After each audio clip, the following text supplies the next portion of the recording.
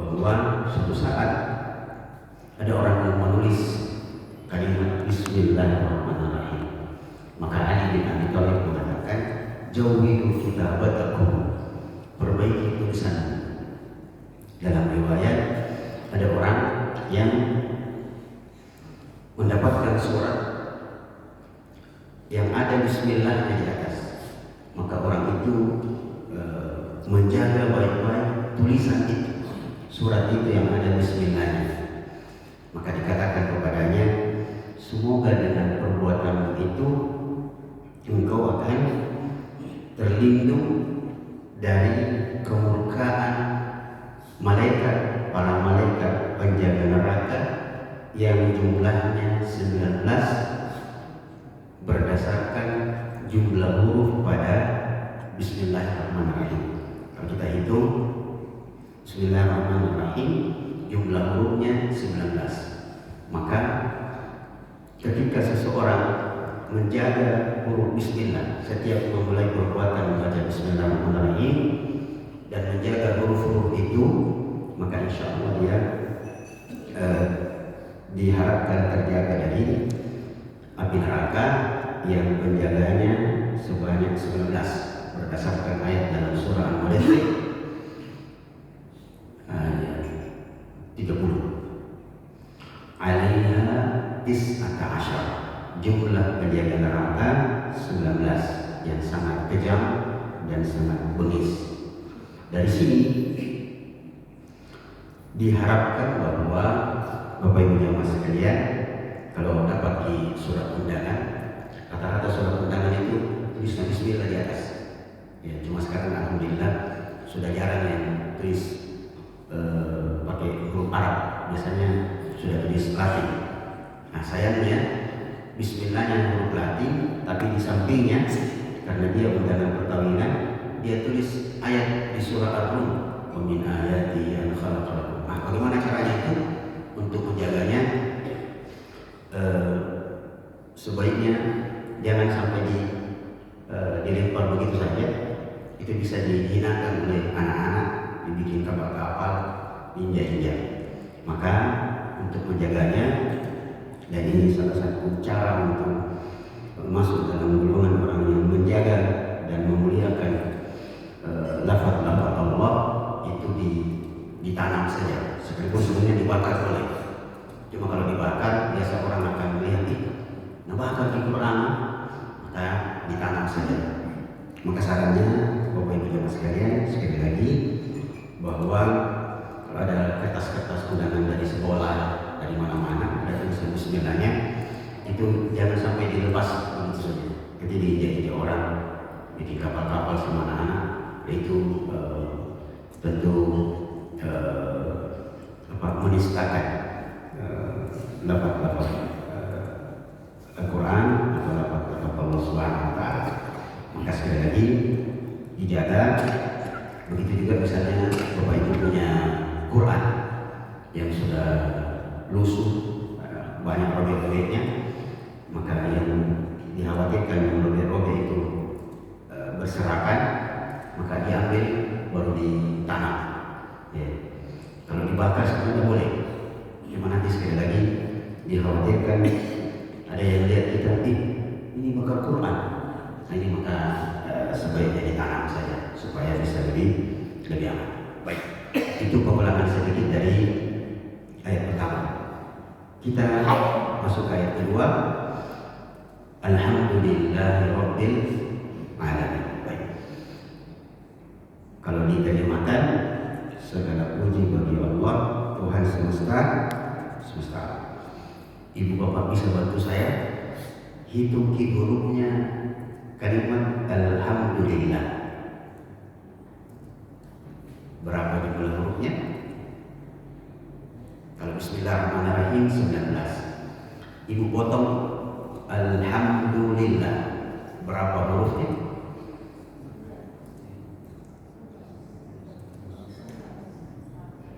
Alhamdulillah saja. Alhamdulillah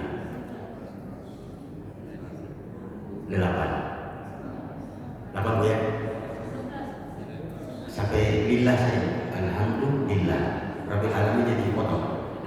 8. Nah, ulama kita mengatakan kalau Bismillahirrahmanirrahim jumlah hurufnya 19, yang dengan menjaganya, memulai setiap perbuatan dengan Bismillahirrahmanirrahim, mudah-mudahan kita terjaga, terhindar dari kemurkaan para malaikat penjaga neraka. Ayat setelahnya, alhamdulillah, hurufnya 8. Ada apa dengan hurufnya yang 8? Pintu surga jumlahnya 8. Beda dengan pintu neraka. Pintu neraka jumlahnya 7. Sebagaimana firman Allah, sab'atu abwab likulli babin juz'un maqsum. Jumlah pintu neraka 7. Sudah 7 sempit, dibagi-bagi lagi. Adapun pintu surga jumlah pintunya 8. Dan satu-satunya golongan manusia yang mendapatkan kehormatan dan jaminan dari Rasulullah, dia akan masuk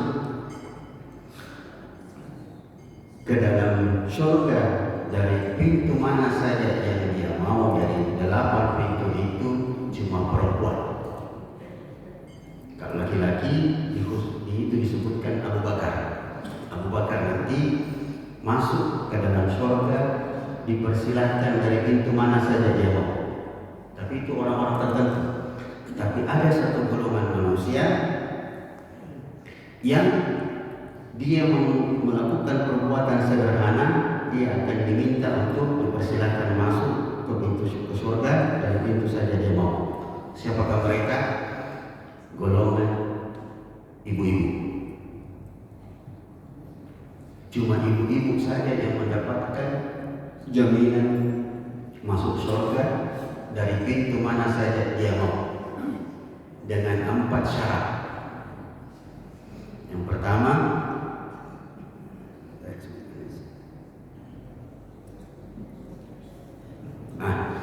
innal mar'ata idza shallat khamsaha. Rasulullah mengatakan wanita itu kalau sudah sholat 5 waktu dengan baik, wa shamat syahraha, kalau dia sudah puasa dengan baik, wa hafizat farjaha, dia menjaga kehormatannya, wa ata'at zawjaha, dan dia taat sama suaminya. 4 ini sudah cukup. Sudah cukup. Idza mata, kalau dia mati, maka dakhalatil jannah min ayyi babin sya'a, maka dia nanti masuk surga dipersilahkan masuk dari pintu mana saja dia mau. Ya, itulah enaknya jadi ibu-ibu. Ya, itu sebuah kehormatan jadi wanita. Jadi diharapkan ibu-ibu itu tidak usah protes kepada suaminya. Tidak usah protes, enaknya jadi laki-laki, kita disuruh taat sama suami. Enak sekali itu jadi wanita, enak sekali. Saking enaknya jadi wanita, banyak laki-laki yang mau jadi wanita. Dorce tahu berhasil. Bagus sekali.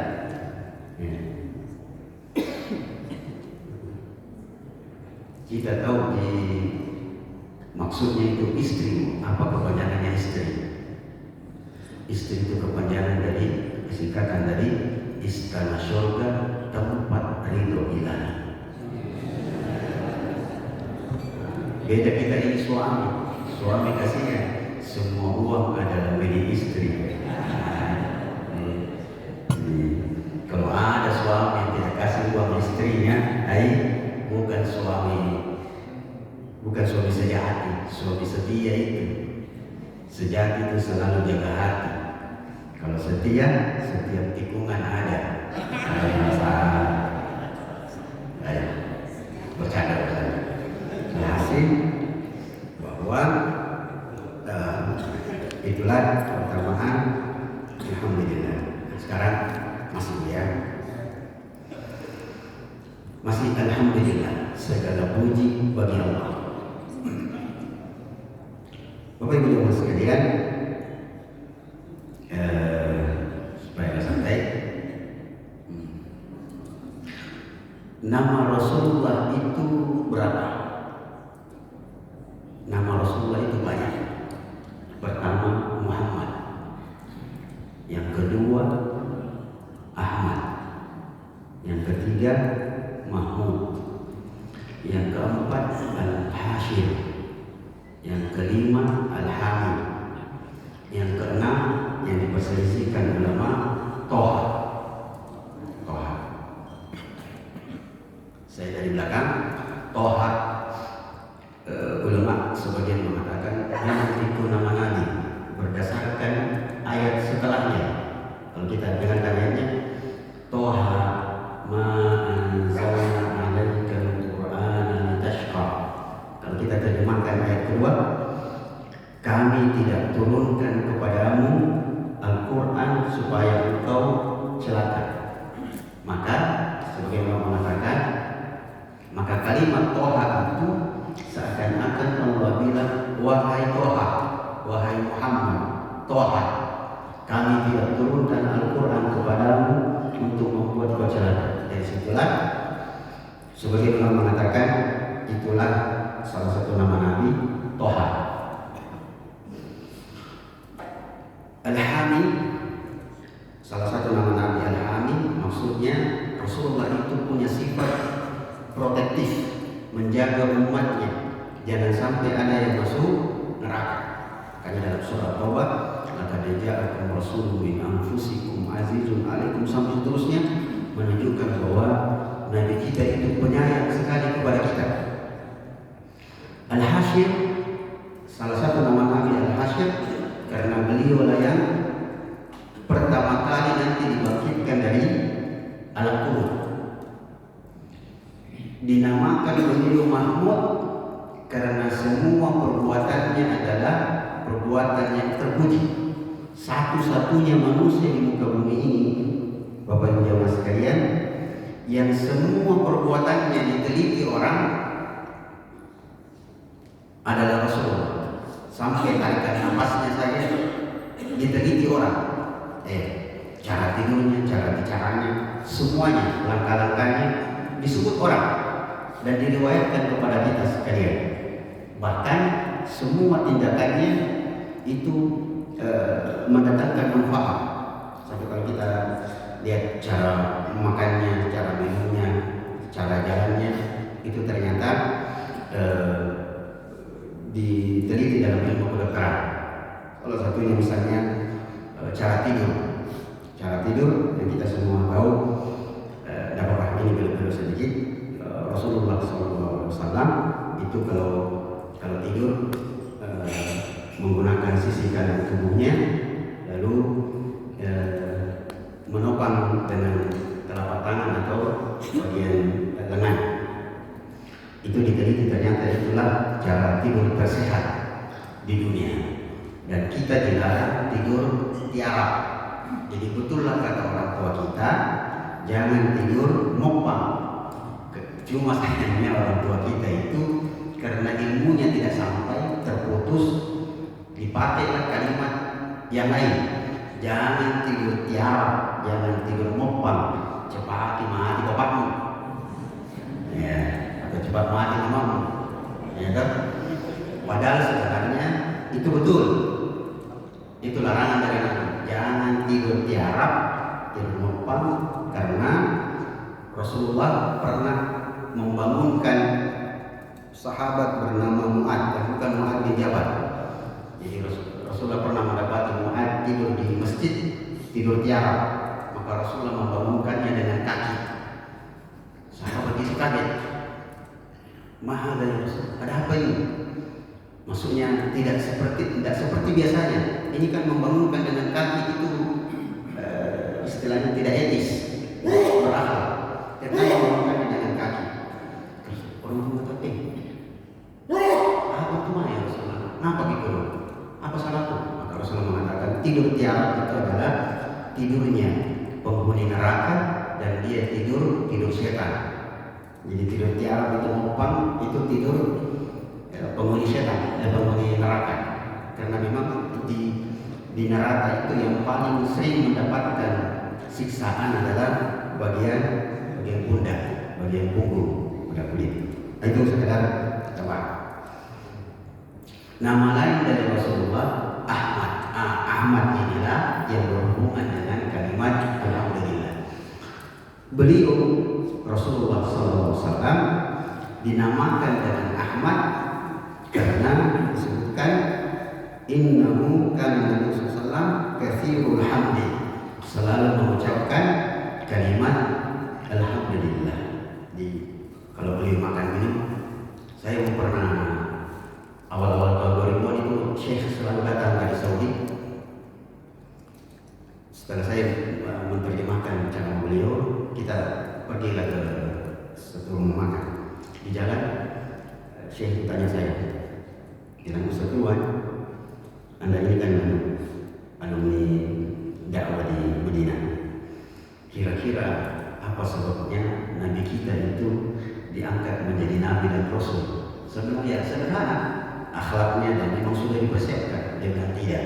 Maksud saya ada perbuatan-perbuatan Nabi yang sederhana dan itu lepas dari pengamatan umatnya, dan itu membuat beliau sangat terhormat. Saya bilang, saya mengaku. Dia bilang begini, Nabi itu kalau minum begini beliau caranya minum. Alhamdulillah, Bismillah, Alhamdulillah, Bismillah, begitu. Kalau beliau makan, Bismillah, sambil mengunyah, sambil mengucapkan alhamdulillah. Ibu bapak saya akan praktek enak sekali. Cuma rasanya kalau makan ikan bakar hanya dilupakan. Ternyata dalam artikel-artikel kesehatan ditemukan itu cara yang paling nikmat makan. Jadi Bismillah, alhamdulillah, alhamdulillah. Begitu. Dan di situ dalam riwayat yang lain menjelaskan kepada kita bahwa hukum asalnya, sunnahnya sangat disukai. Makan, kalau makan bersama-sama itu sangat dianjurkan makan sambil ngobrol. Kalau kita dilarang ngobrol, ya. Kita ini orang Indonesia umumnya, baik di Sulawesi, di Jawa, di mana saja, itu melarang kita makan sambil ngobrol. Padahal makan sambil ngobrol itu sesuatu yang sangat disukai. Sangat disukai. Kenapa? Dengan mengobrol itu, terutama kalau kita makan dengan tamu, dengan mengobrol dengan tamu, tamu itu akan tidak merasa sungkan. Coba Pak, kalau saya datang di rumah Bapak siapkan saya makan. Kalau makan bersama, ini ada udang, ada lobster, ada steak, segala macam di situ. Ya kan? Saya tamu. Kalau tuan rumahnya diam, tamunya diam. Saya pas mau makan, tangan saya menuju udang. Tapi karena sadar semuanya pada diam, malah matanya tuan rumah mengikuti tangan saya. Baik, belok Pak, belok. Harusnya ke udang, belok dicimpulkan. Itu salah satu rahasia orang kalau makan itu sebenarnya ngobrol. Itulah sebabnya di warung-warung sekarang itu ada televisi. Jadi kalau dia makan sendiri dia bisa asik makan. Kembali kepada masalah alhamdulillah, maka Rasulullah SAW itu tidak sama dengan kita. Kalau kita kan makan minum pertama aja, Bismillah, nanti terakhir selesai baru alhamdulillah. Kalau disunahkan Bismillah, alhamdulillah. Dan satu-satunya air yang sangat disunnahkan minum dalam keadaan berdiri adalah air Zam-Zam. Air Zam-Zam. Dapat ini sekedar pengulangan. Banyak yang tidak tahu cara minum air Zam-Zam. Cara minum air Zam-Zam itu tidak langsung diminum. Kalau minum air Zam-Zam, nanti kalau ada yang bawa kaki air Zam-Zam, biar sedikit. Cara minumnya itu begini. berdiri menghadap ke kiblat dan berdoa. Jadi seperti hadis Nabi, ma'u zamzam lima syuriba lahu. Air zam-zam itu tergantung niat orang yang meminumnya. Tergantung niat orang yang meminumnya. Kalau dia mau dijadikan obat, dia jadi obat. Kalau dia sekedar misalnya supaya jadi untuk kenyang, ya kenyang. Ya. Jadi berdiri menghadap ke kiblat, lalu air zam-zamnya kita baca doa. Misalnya, ya Allah, saya mohon kepadamu dengan keberkahan air zam-zam ini, berilah saya otak yang encer, yang mudah memahami pelajaran.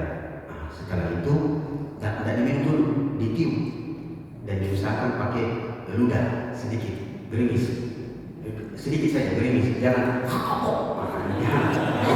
jangan usah, pelan-pelan saja. Baru diminum, diusahakan satu gelas itu habis dalam 3 tegukan, itu jadi sampai. Tidak apa-apa saya cerita. Bapak Ibu tahu penyakit AIDS itu tidak ada obatnya kan? Tidak ada obatnya. Ada. Obatnya itu air zam-zam. Penyakit AIDS. Dan saya pernah dapat cerita langsung dari seorang syekh di Madinah, namanya Syekh Mukhtar Syinqiti, pengajar di Masjid Nabawi, sekarang sudah jadi anggota Majelis Ulama Saudi di Riyadh. Beliau cerita bahwa pernah ada anak muda orang Madinah dari keluarga baik-baik itu menghadap beliau bilang, saya mau bunuh diri.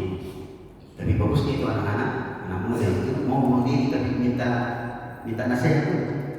Tidak langsung bunuh diri. Dia bilang, Syekh, saya sudah frustrasi hidup, saya mau bunuh diri, bagaimana nasihat Syekh? Saya bilang, kenapa kamu? Dia bilang, saya terkena AIDS. Beberapa tahun yang lalu saya berlibur ke Perancis. Di Perancis saya digoda sama teman-teman. Akhirnya saya melakukan tindakan yang tercela. Saya berzina. Dan saya sekarang beberapa tahun setelahnya saya kena AIDS. Saya mau bunuh diri saja. Kata Syekh, begini, kau berangkat ke Mekah, kau pergi umrah. Setelah tawaf nanti, kau ambil air zam-zam, kau minumlah dan berdoa. Mudah ada jawaban dari Allah. Apa yang terjadi? Anak muda itu pergi umrah, setelah tawaf dia dan langsung pergi sa'i. Kan dulu itu sumur zam-zam kan dekat. Jadi kalau ini Ka'bah, kalau kita kesini sedikit, di sini ada sumur zam-zam, kita turun. Ibu yang pernah, bapak yang pernah haji sebelum tahun 2002 ke belakang, itu sumur zam-zam masih bisa kita turun ke bawah. Iya, saya kalau umroh itu mandi di bawah, siram kayak betul-betul mandi. Nah, anak muda ini minum air zam-zam dengan cara yang saya sebutkan tadi. Apa yang terjadi? Dia minum, tegukan pertama dia muntah, warnanya hitam, dan satu gelas itu dia minum muntah, warnanya hitam. Besoknya setelah dia selesaikan umrohnya, besoknya dia datang lagi minum air zam-zam, muntahnya kuning. Besoknya lagi dia minum air zam-zam, muntahnya putih seperti biasa. 3 hari di Mekah, dia pulang ke Madinah, periksa ke dokter. Dokter bilang, kau dari mana? Berobat di mana? Tidak kemana-mana. Dia bilang, kamu bersih, sembuh penyakitnya. Nah, itu ya salah satu keajaiban air zam-zam, dengan syarat bahwa dia betul-betul taubatan nasuha. Tapi kalau terima kasih Ustaz, air zam-zam ini dia minum air zam-zam ya, tapi tetap berzina ya tidak akan sembuh-sembuh. Itu salah satu kampanye. Sedikit lagi, Nabi Nuh alaihissalam disebut oleh Allah sebagai abdan syakura karena innahu kana idza syariba wa idza akala wa idza rakiba adalah Nabi Nuh alaihissalam digelar oleh Allah sebagai abdan syakura karena setiap kali melakukan aktivitas beliau makan, beliau minum, beliau berkendara, beliau mengucapkan alhamdulillah, maka disebutlah beliau sebagai abdan syakura. Itu Bapak Ibu sekalian penjelasan tentang alhamdulillah. Satu lagi tentang alhamdulillah disebutkan di sini oleh Imam Qurtubi riwayat dari Nabi Sallallahu Alaihi Wasallam. Alhamdulillah hadisnya, sahih bahwa lau anna dunya kullaha bihadafiriha biyadi rajulin min ummati thumma qala alhamdulillah lakanat alhamdulillah afdal min dzalika. Seandainya, kata Rasulullah, ada manusia dari umatku ini, satu orang diberikan kekayaan seluruh dunia ini adalah miliknya, lalu dia mengucapkan selalu kalimat alhamdulillah, maka alhamdulillah itu lebih mahal daripada dunia dan segala isi. Inilah keutamaan alhamdulillah. Sedikit lagi saya minta 3-4 menit. Ibu kita sambung. Alhamdulillahi Rabbil Alamin. Baik. Kalau diterjemahkan, dia langsung terjemahannya berbunyi segala puji bagi Allah Tuhan semesta alam. Padahal kalimat Rabb itu adalah maksudnya terjemahannya Rabb pemelihara dan penjaga, pembuat. Jadi pengatur. Maka sebenarnya kata para ulama, terjemahannya yang paling benar adalah Alhamdulillahirabbil alamin. Segala puji bagi Allah yang telah menciptakan, merawat dan menjaga semesta alam. Itu maksudnya. Kalau kita pakai terjemahan bebas, alhamdulillah, untungnya yang memelihara bumi ini, langit dan bumi dan menjaganya adalah Allah. Sekiranya Allah itu menciptakan begitu saja, selesai diciptakan kalian manusia hero di situ, maka bahaya bumi akan mudah rusak. Makanya Allah bilang bahwa fasad fil barri wal bahri bima kasabat aydin nas. Maka kita bersyukur, kita diajari oleh Allah untuk banyak-banyak bersyukur karena yang memelihara bumi ini adalah Allah. Dia yang ciptakan, dia yang menjaga. Inilah pesan dari Allah Subhanahu wa Ta'ala. Rabbil alamin. Alam itu alam semesta, alam semesta. Dia, kata Imam Qurtubi, mendatangkan pertanyaan. Terjemahannya itu segala puji bagi Allah pemelihara semesta alam. Berarti kekuasaannya Allah itu sedikit karena cuma bumi ini. Kata ulama, bukan itu maksudnya. Allah sengaja menyebutkan kepada kita Allah itu Tuhan semesta alam supaya kalau nanti ada orang yang bisa menjadi raja di langit, menguasai bumi ini, maka kekuasaannya tidak ada apa-apanya dibandingkan kekuasaan Allah yang sangat besar. Sebagai penutup, supaya nanti kita akan jawab, masih di ayat kedua. Yang perlu kita hati-hati adalah kalimat al-alamin. Dia pakai ain. Alhamdulillahirabbil alamin harus dipaksakan supaya betul-betul berbeda antara huruf alif dengan ain. Alhamdulillahirabbil alamin. Kalau berubah jadi alif bahaya sekali. Coba kita. Alhamdulillahirabbil alamin. Segala puji bagi Allah Tuhan semesta alam. Berubah sedikit jadi alif, terjemahannya berbahaya. Alhamdulillahirabbil alamin. Segala puji bagi Allah Tuhan segala penyakit. Jadi jangan dipaksa-paksa jadi ain seperti orang ngomong begitu saja. Supaya betul-betul berbeda antara ain dengan alif. Alhamdulillahirabbil alamin. Segala puji bagi Allah Tuhan segala penyakit. Dari sini Bapak Ibu jamaah sekalian memberikan kita pesan bahwa jangan pernah berhenti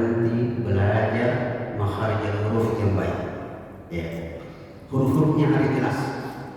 Ya. Tidak apa-apa kita kembali belajar iqra sedikit. So kalau berbeda huruf, beda maknanya. Coba ada huruf yang selalu orang salah, selain ain dengan alif, qaf dengan kaf. Qul huwallahu ahad pakai qul. Dibaca seperti biasa. Qul huwallahu ahad, makanlah Tuhanmu yang satu. Bahaya. Atau ini yang kha ha ha. Wa laqad khalaqnal insana fi ahsani taqwim. Dikasih hilang titiknya, roh maknanya. Wa laqad khalaqna, itu sering kita dengar. Wa laqad khalaqna, sungguh kami telah mencukur manusia. Apalagi pakai hak, tapi ini jarang yang hak. Wa laqad khalaqna, sungguh kami telah memusnahkan manusia. Bapak Ibu, ya, mumpung kita masih di Al-Fatihah, ini memberikan kita petunjuk bahwa selalu kita belajar huruf-huruf Al-Quran, ya, supaya ucapan kita benar, ya, dan itu akan membawa kita kepada pahala yang tentu lebih besar. Saya kira ini, mohon maaf agak banyak sedikit. Semoga Allah Subhanahu Wa Taala selalu memberkahi kehidupan kita. Sallallahu alaihi Muhammadin. Assalamualaikum warahmatullahi wabarakatuh. Boleh tanya, Gus? Ya, Pak. Silakan. Dulu saya mohon maaf kepada penanya karena saya menjawabnya. Karena pertanyaan ini juga merupakan yang tunggu, Pak. Dan yang ingin saya tanyakan ini pertanyaan yang sudah jelas dijawab oleh teman-teman di sini. Hanya saya ingin menjelaskan sampai proses. Setiap saat kita senantiasa berbicara tentang ibadah. Iya. Kemudian ibadah ini sering dibagi menjadi ibadah mahdoh dan ada juga ibadah firman. Begitu pula kita biasa berbicara tentang akhlak. Pertanyaan saya, apa itu ibadah?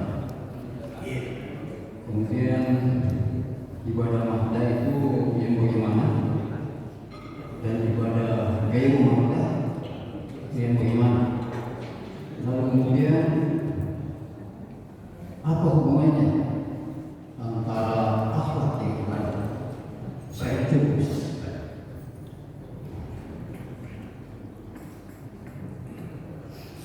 Alhamdulillah. Ibadah itu definisinya yang pertama secara bahasa asal katanya abadah. Abadah yaitu ibadatan yang bermakna tadallul, merendah. Maka dinamakan itu jalan mu'abbad, jalan yang merendah, yang landai, yang makna lainnya menunduk, merendah. Ya itu.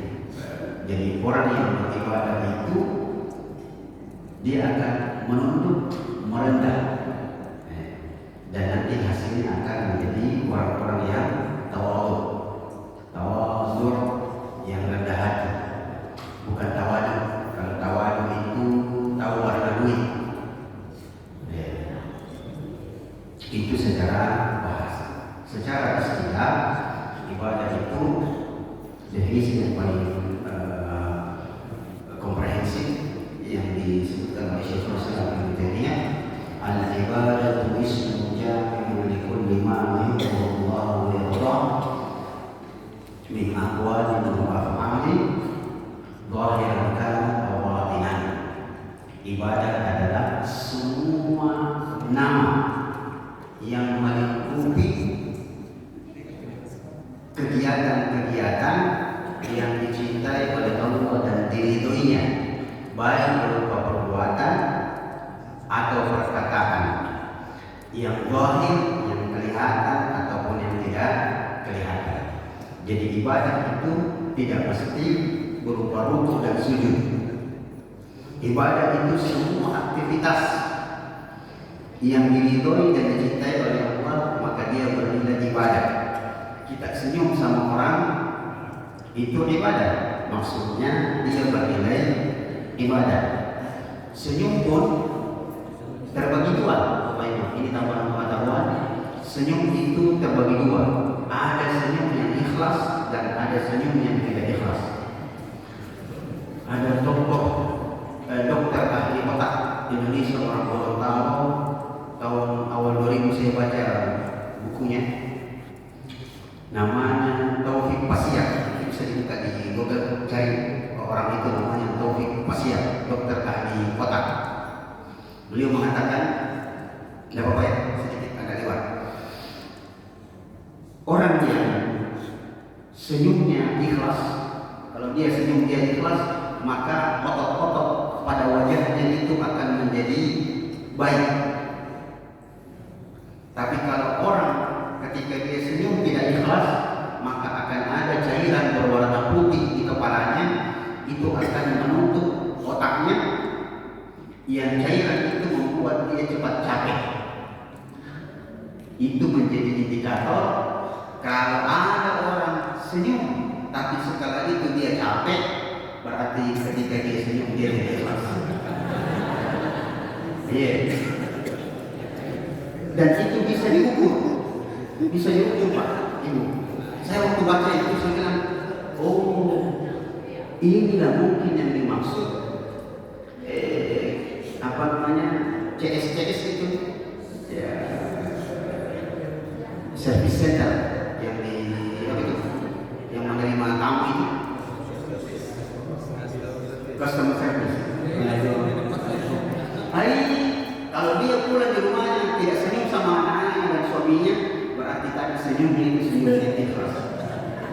Ternyata memang kalau orang senyum tidak ikhlas cepat capek. Saya pernah masuk di Indomaret, saya lupa Indomaret atau Alfamart. Saya masuk, selamat datang di Indomaret, selamat berbelanja. Saya cari di mana nanti, ternyata baru ini. Capek dia. Ayo, jadi hati-hati senyum kalau tidak ikhlas. Dan bisa diukur. Kalau ada orang senyum atau tertawa ikhlas itu apa namanya, barometernya itu lurus gitu, lurus. Kalau mungkin kok sedikit saja, dia lurus. Ibu bapak tahu apa definisi senyum? Definisi senyum adalah garis lurus yang meluruskan segala sesuatu. Kalau ada orang senyum 2 cm di kanan, 1 cm di kiri, itu namanya senyum minus. Ya. Itu bahaya itu.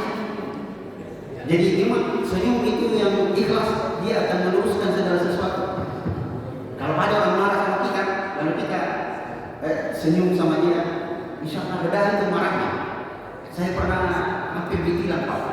Saya pernah di jalan dari Veteran masuk di Sungai Sandambah, itu tidak boleh kalau siang-siang masuk dari arah Veteran ke sana. Saya naik motor, saya lihat ada motor masuk, boleh gini. Malah saya tahu ini, jadi kampungnya tidak boleh masuk. Saya masuk, disumpah sama polisi. Pergi. Saya bilang, saya Pak, tahulah, sini.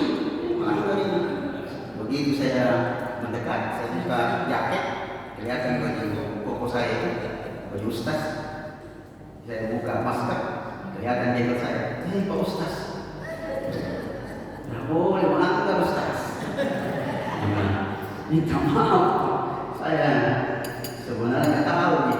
Mana tahu? Bagaimana ceritanya? Ya ini Pak, bagaimana? Saya perlu kasih lihat SIM dan STNK. Saya percaya tapi lain kali dia begitu Ustaz ya. Alhamdulillah saya pernah di Madinah Pak, hampir tabrakan dengan orang di Masjid Nabawi. Dan kita itu mahasiswa kalau mau ujian belajarnya di Masjid Nabawi karena kita tidak keluar. Belajar saya dengan Zam-Zam Syarah Penyang. Saya buru-buru keluar, ada jamaah haji tabrakan sama saya. orang Malaysia. Saya kira dia marah. Saya senyum-senyum. Duh, Pak Cing minta maaf. Pas saya balik lagi, saya duduk di dinding yang dimana saya duduk.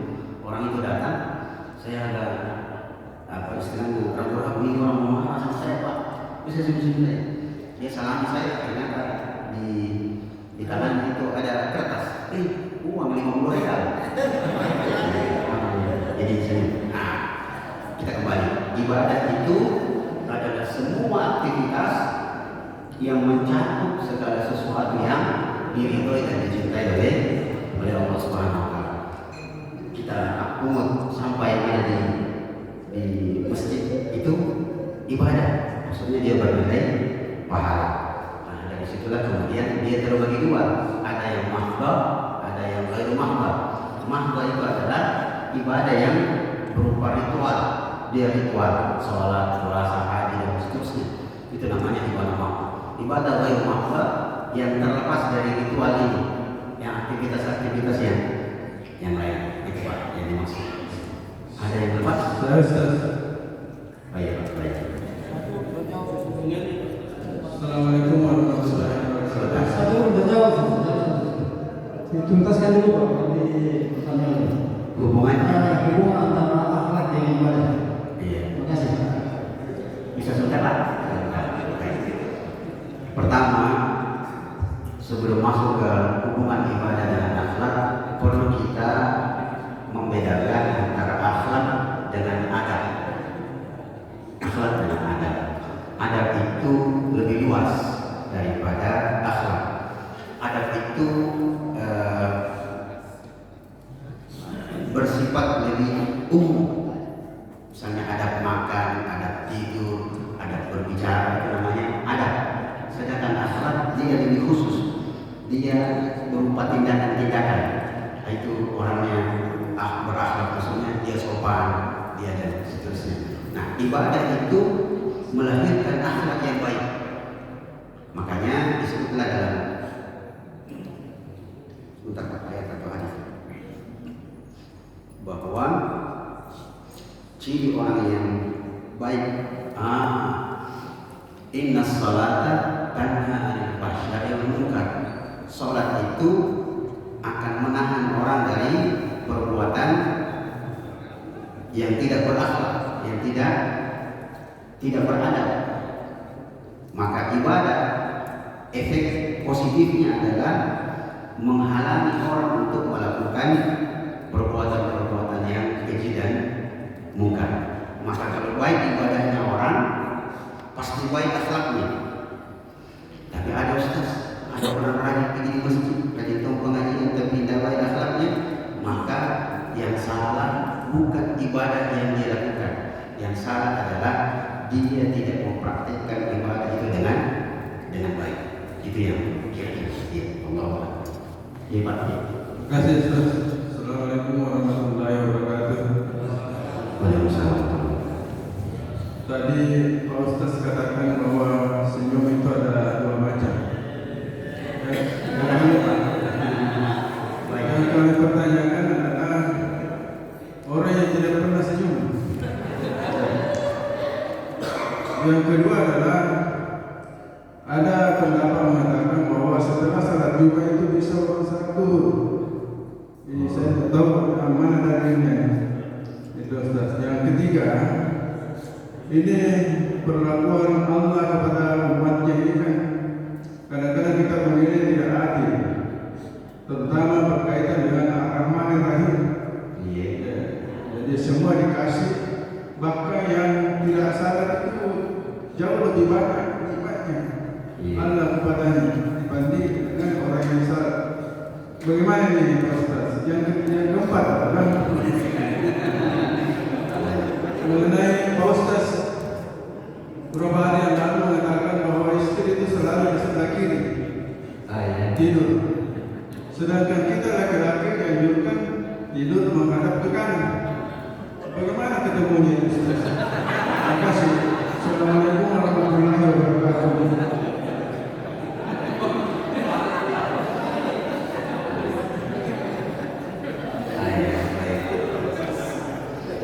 Itu saya langsung dapat bahwa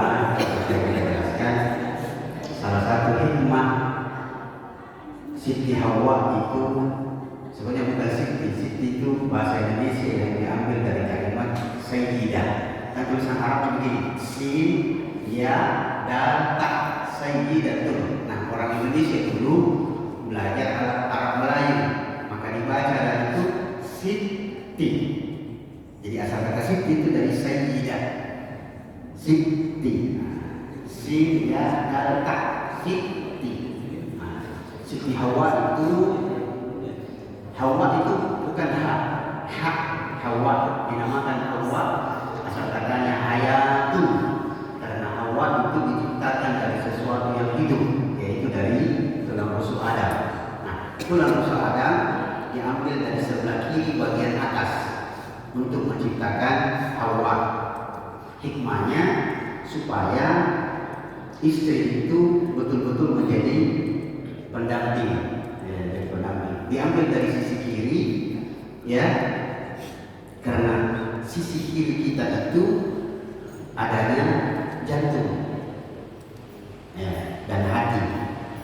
Karena kita ini lebih dekat ke jantung, maka hikmahnya supaya istri itu lebih dekat kepada jantung dan hati kita. Nah, sekarang bagaimana tidur? Kita menghadap ke kanan, istri kita di sebelah kiri. Gampang jiwa.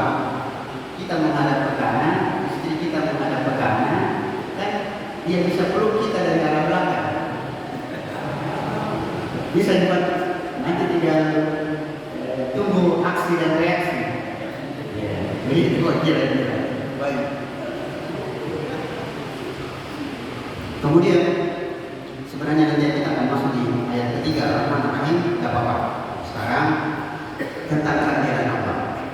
Ada orang yang rajin sholat miskin, ada orang yang tidak sholat bahkan kotobai, bahkan kafir, banyak hartanya, ya Pak ya, kayaknya. Nah, untuk menjawabnya, poin pertama yang harus kita pahami, definisi rezeki. Apa itu rezeki? Apa itu rezeki? Rezeki itu tidak mesti harta. Kita dengarkan definisinya. Ar-rizqu kullu ma tantafi'u bihi walau kana laisa milkuka. Rezeki itu adalah segala sesuatu yang bisa Anda manfaatkan sekalipun itu bukan milik Anda. Itu rezeki. Bapak-bapak, ibu-ibu di sini pasti pernah naik pesawat. Apakah pesawat itu milik Bapak? Bukan. Tetapi kita pernah naik pesawat, kita memanfaatkannya, maka itu rezeki kita. Tahu Bapak Ibu, ada orang di Indonesia sangat kaya, asalnya dari Jogja. Saya diceritakan sama teman, dia orang Jogja, termasuk pengusaha sukses di Jogja. Tapi apa yang terjadi? Orang ini tidak bisa tidur di atas spring bed. Dia hanya bisa nyenyak tidur di atas tikar yang terbuat dari daun pandan. Jadi pernah suatu saat dia ada pertemuan di Jakarta. Ketika istirahat masuk di dalam kamar hotel, temannya di atas spring bed, dia justru mengeluarkan tikar yang dibawa dari kampungnya, terbuat dari daun pandan, kaperek. Tikar itu, ya, dia langsung gelap tikarnya dan dia tidur di situ. Kalau dia orang kaya, dia bilang apa? Saya tidak bisa tidur di tempat seperti itu. Saya cuma akan nyenyak tidur di tikar seperti itu. Berarti bukan rezeki. Ada orang sangat kaya di Indonesia ini tidak pernah naik pesawat karena dia kena penyakit fobia terhadap ketinggian. Saya alhamdulillah miskin tapi sering naik pesawat. Itu rezeki. Nah, itu perlu pertama kita ketahui. Yang kedua, bahwa sholat itu berhubungan dengan rezeki, tapi tidak berhubungan mutlak dengan harta. Sholat itu mendatangkan rezeki. Bapak tengok surah Toha di ujung-ujungnya, di ujung-ujung. 3 ayat kira-kira sebelum terakhir, Allah berfirman, wa'mur ahlaka bis-salati wastabir 'alaiha nahnu narzuquk perintahkanlah anak istrimu untuk selalu mendirikan sholat dan sabar-sabarlah memerintahkan anak istrimu sholat. Kami akan berikan rezeki kepadamu. Itu artinya sholat dan rezeki kuat sekali hubungannya, kuat. Dan Allah bilang sabar-sabarlah memerintahkan anak istri untuk sholat. Ada pernah ibu di satu pengajian curhat sama saya. Dia bilang, Ustaz, saya anakku lulusan pesantren, tapi kalau datang liburan susah anak dikasih bangun sholat subuh. Saya bilang, kita kira anak tadi kamu nah kira mungkin ibu ini kalau anaknya Ustaz bangun sendiri sholat subuh. Oh tidak, anak saya kasih bangun. Wah ini anak ini sudah besar, tamat dari pesantren baru masih begitu, harus sabar. Yang jelasnya perlu dibedakan antara rezeki dengan harta. Rezeki itu tidak mesti berupa harta. Punya istri yang soleha, yang melayani kita dengan baik, itu dalil. Punya anak-anak yang baik, rezeki itu. Rezeki. Punya tetangga yang baik, alhamdulillah, dalil itu rezeki. Ini yang perlu dipahami oleh kaum muslimin bahwa ibadah itu bukan untuk mendatangkan harta, dia mendatangkan rezeki. Salah satu rezeki yang paling baik adalah ketenangan hati, kelapangan dada. Itulah yang perlu dipahami. Nah ini kita rata-rata bilang Allah tidak adil. Orang yang kasih kecewa dia marah sama Allah. Nah, sering begitu. Ada orang zalimi dia marahnya sama Allah. Tidak mau sembahyang. Kenapa? Itu selalu jangan ganggu. Apa hubungan orang yang kasih kecewa? Kau marah sama Allah. Nah itu salah sasaran. Itu yang kedua. Ketiga, yang pertanyaan kedua sudah ketiga ini. Apa pertanyaan apa? Lupa ya. Tentang apa ini? Dulu setelah Jumat. Ya. Salat duhur setelah Jumat. Tidak ada salat duhur setelah Jumat. Orang yang sudah melakukan salat Jumat, maka gugurlah salat duhurnya. Tetapi ada yang memahami bahwa Jumat itu tidak menggugurkan duhur, karena lain Jumat lain duhur. Itu pendapat beliau. Dan di Sulawesi Selatan ada satu daerah Maros. Salah satunya pengikut itu adalah nenek saya, mamanya mama saya. Itu kalau sudah biasa dia pergi sholat Jumat, dia balik lagi untuk sholat duhur. Nah, itu ada di banyak di Maros. Kalau di Makassar itu jamaahnya ada di Pasar Kalimbu. Ya, karena nenek saya tahu, kalau saya dulu sering bertanya-tanya, kenapa ini kalau kita lebaran kita pergi di Garabongsi, dia malah pergi di Jalan Petra menuju Pasar Kalimbu. Nah, saya tanya mama saya, oh enggak, dia memang nenek punya kelompok di situ. Nah, dia kelompok itulah yang sholat duhur nanti setelah sholat Jumat. Padahal kalau sudah sholat Jumat gugur sholat duhur. Ada dalilnya, Ustaz? Ya, Ada dalilnya? Enggak ada dalilnya. Dia cuma mengatakan bahwa Jumat itu beda dengan duhur. Akhirnya sekalipun setelah sholat Jumat dia tetap sholat duhur. Itu saja. Artinya dia diolah otaknya. Itu saja. Tidak ada kaitan dari ini. Sudah cukup kayaknya. Ya. Saya kira demikian. Sudah. Mau bertanya? Oh baik. Kita tutup dari kita. Subhanallah. Boleh.